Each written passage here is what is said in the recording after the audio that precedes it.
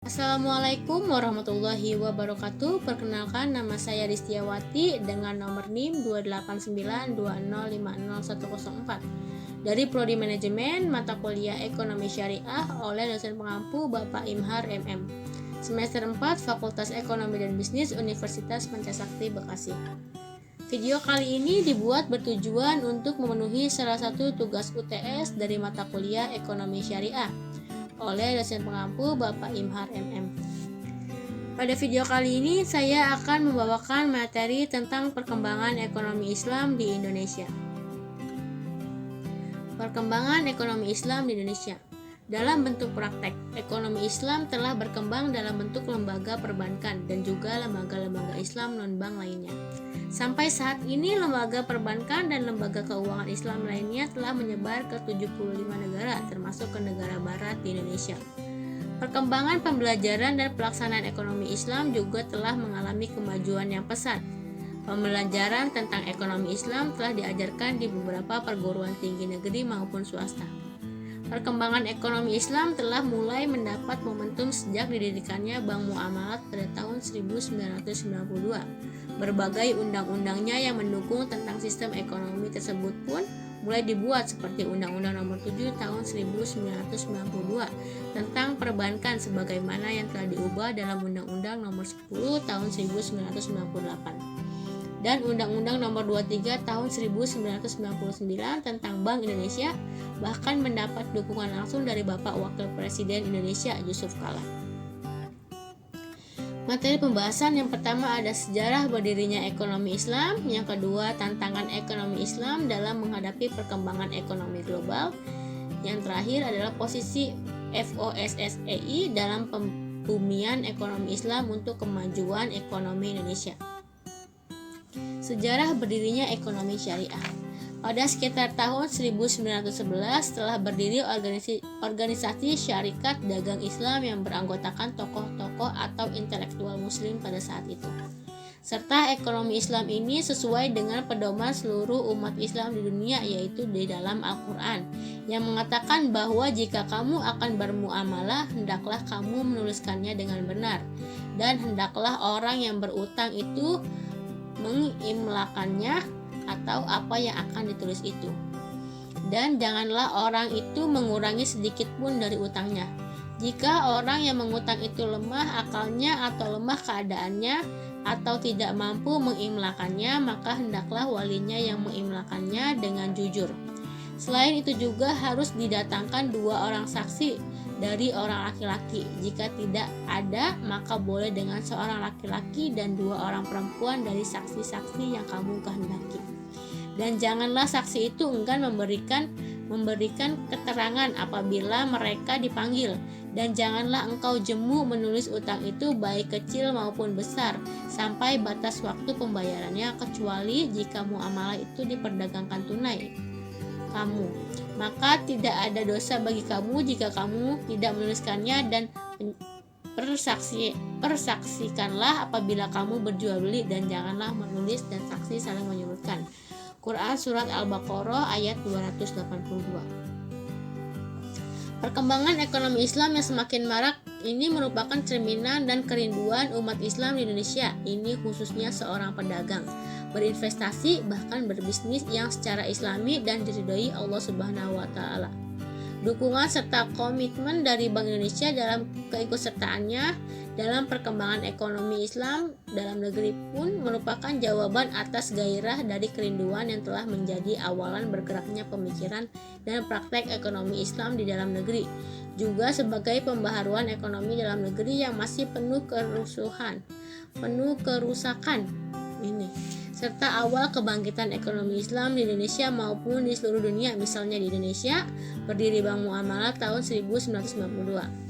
Pada awal tahun 1997 terjadi krisis ekonomi di Indonesia yang berdampak besar terhadap goncangan lembaga perbankan yang berakhir likuidasi pada sejumlah bank.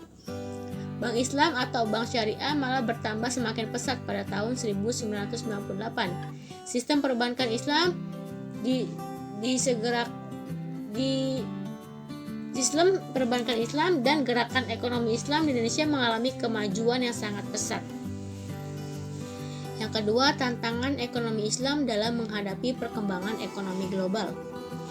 Sesuai dengan perkembangan ekonomi global dan semakin meningkat minat masyarakat dengan ekonomi perbankan secara Islam, ekonomi Islam mendapat tantangan sangat besar pula.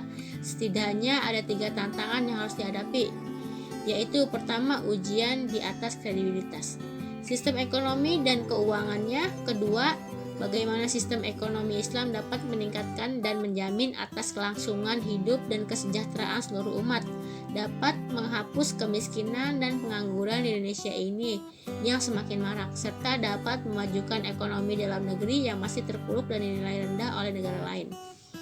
Dan yang ketiga, mengenai perangkat peraturan hukum dan kebijakan baik dalam skala nasional maupun dalam skala internasional. Untuk menjawab pertanyaan itu telah dibentuk sebuah organisasi yang bergerak dalam bidang tersebut, yaitu organisasi IAII atau Ikatan Ahli Ekonomi Islam Indonesia. Organisasi tersebut didirikan dimaksudkan untuk membangun jaringan kerjasama dalam mengembangkan ekonomi Islam di Indonesia, baik secara akademis maupun secara praktek.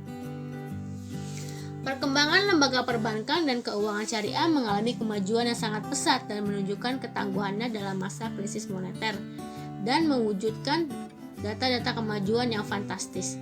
Ketika bank konvensional mengalami likuidasi, bank syariah dapat bertahan dengan sistem bagi hasilnya, sehingga tidak wajib membayar bunga pada jumlah tertentu kepada nasabah sebagaimana pada bank konvensional. FDR bank syariah yang senantiasa tinggi menunjukkan bahwa dana pihak ketiga bersifat produktif yang diinvestasikan kepada usaha-usaha masyarakat kecil maupun menengah.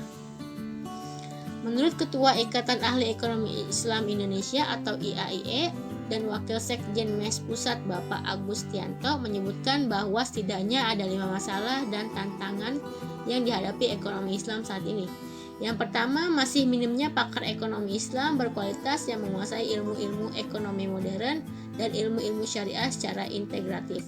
Yang kedua, ujian atas kredibilitas sistem ekonomi dan keuangannya.